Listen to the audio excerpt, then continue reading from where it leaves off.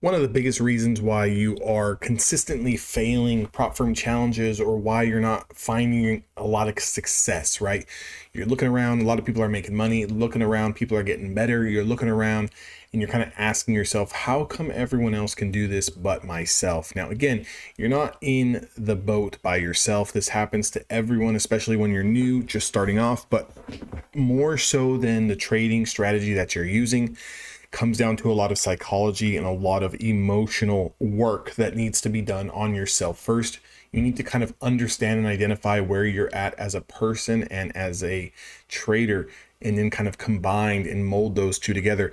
Now, a lot of times people come into trading looking to make really fast money. They've heard about how fast you can make money, or you've maybe seen some other people post some P&L gains, and you kind of think to yourself, man, if only I can do that, I can leave my job. If only I can do that, I can, go part-time. If only I can do that, I can retire or take care of my parents or whatever the case may be.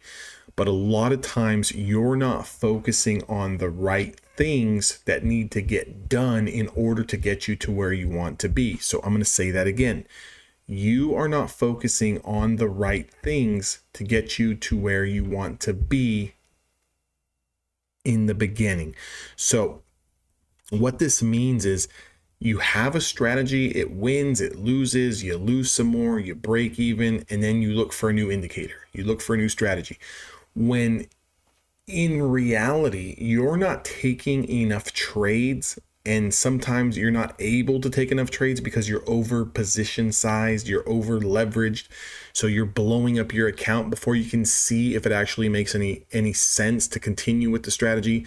You're not allowing yourself that growth. You're not allowing yourself that foundation that needs to get built to see the success, right? You're trying to rush the process. Again, for a lot of you guys who are trading futures, you guys are rushing the process so much. So there's a couple of ways to kind of look at it from a prop firm perspective when you're trying to get funded. You can go out there and risk 1 to 2% per trade and try to pass some of these evaluations in maybe 3, 4, 5 trades, which might take you a day, might take you 2 days, 3 days, 4 days. Or you can go kind of the slower route where you're going to manage with a very tight risk, right? Where you're going to play maybe 1 or 2 micro contracts. It's going to take, double, triple, quadruple the amount of time to pass, but it's going to build a little bit of a better foundation. I would only recommend, risking 1, 2% a trade to try to just hurry up and pass these evaluations when you already have a good understanding of what you're doing as a trader, not when you're just starting off. So there's 2 different kind of categories out there. Neither one is better than the other. Neither method is better than the other, whether you want to pass it fast, right? If you want to pass it fast, look at your evaluation cost. How much does it cost, right? Is it $50? Is it $10, $30, whatever the price may be to buy your evaluation? That's what you're risking. So you want to put up $500, but you want to, try and pass 10 of those accounts. Well, then you better pass at least 2 or 3 of them. Even if you're going to blow 5, 6, 7 of those accounts, at least you get to the funded stage and you have 2 or 3 accounts that you can kind of dial back on and manage. If you don't want to invest that much, maybe you just want to buy 1 account or 2 accounts and try to, slow poke it where you want to build that foundation. It's going to take you a little bit of time, 30, 45 days to pass trading 1, 2 micros, but it's going to build a little bit of a solid foundation. Again, either way, I agree with. I've done both. I've done where it takes me sometimes over a month to pass, and I've, literally passed an Apex evaluation in 1 day in probably just a couple of hours. And I've passed Apex in like 3 or 4 days sometimes, Top Step in 3 or 4 days sometimes.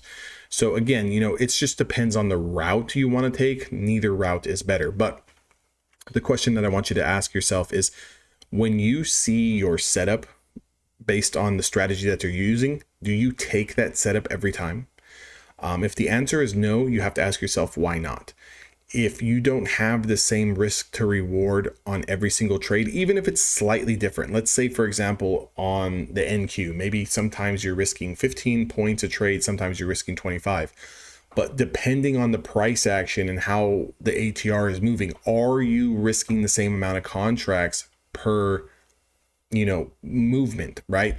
So for example, if the ATR is sitting at 25, 30 handles, you don't want to be going in with too many contracts and then, you lose that trade and then you see another setup and you play one micro contract and then maybe you win that one, but the loss is so big from the first trade that it's going to take you 10 more trades just to get back the original loss. So make sure that your position sizing is around the same every type of trade, and then just focus on doing the right things each and every single time. So again, let's just go over the NQ today. If you didn't catch the move off the numbers in the open, for my strategy, we didn't even get a setup for the first 2 hours of the market. We kind of just shot up and then just kind of grinded higher, pulled back, grinded higher, pulled back, grinded higher, pulled back. My first setup was here at 820. And if you were using a 1-to-1 risk to reward ratio, you would have made money here. Okay.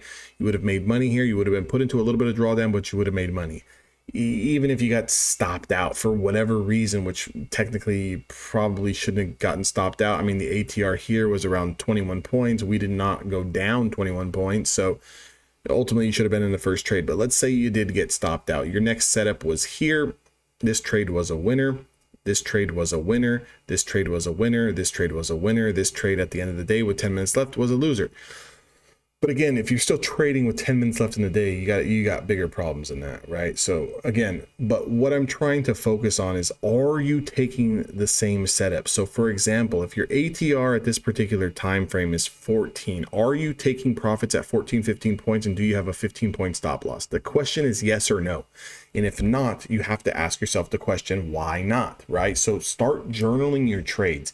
Start doing the same things each and every single day. Start trading the same number of contracts each and every single day. Start having realistic expectations. If you're only looking for 15, 20 points, you can't expect to make $10,000 on a trade if you're trading one micro contract. You have to put things into perspective. If you're trading one micro contract, you're probably going to make anywhere between 20 and 30 bucks for one contract.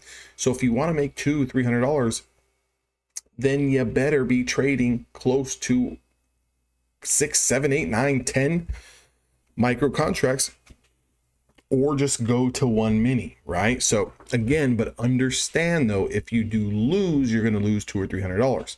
A lot of times traders are not having success because they see the potential on how much they can make, but if the trade doesn't go their way, they get panicked and they didn't realize that they could be losing $200, $300, $400 on the trade. If you're going to be willing to risk $200 or $400 on a potential win, you better be willing to lose $200, $400 on a potential loser. So again, depending on what kind of position size you're taking, what kind of account size you have with these prop firms, is all going to be dependent on how many trades you're going to be able to take in a day. I would definitely recommend to also have like a hard stop loss. So like if you lose like $250 on a day, maybe you just hang it up. Regardless if you get an A+ setup later on in the day, you kind of have to hang it up and just come back the next day. The whole idea is to stay in business, and we cannot stay in business if we are not emotionally in check and we don't have our mental clarity. Because a lot of times traders will take a trade that looks good to them based on their setup or their strategy. It might be a loser, and then everything comes unhinged. You start looking for trades that aren't there. You start trying to crawl back. You start trying to trade too many contracts. You start looking at new low of day and chasing each and every single candlestick. You start tightening up your stops and getting chopped up. This is why I have Evolution Traders, so we can trade with other traders who are doing this on a day in and day out basis. So we can ask questions in real time, so you guys can do live trading. I also do live trading 3-4 days a week there. I put in my live levels, the live trades that I'm looking for. You can go through all of my strategies that I have through my course lessons.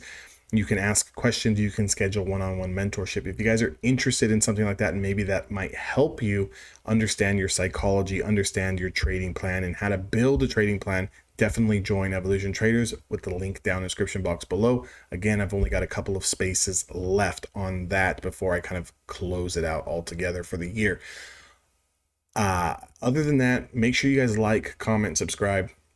Let me know what you guys think. How are you guys doing in your trading? I'd love to hear.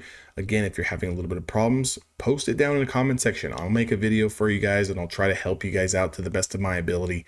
But again, I'll see all of you guys on the next one.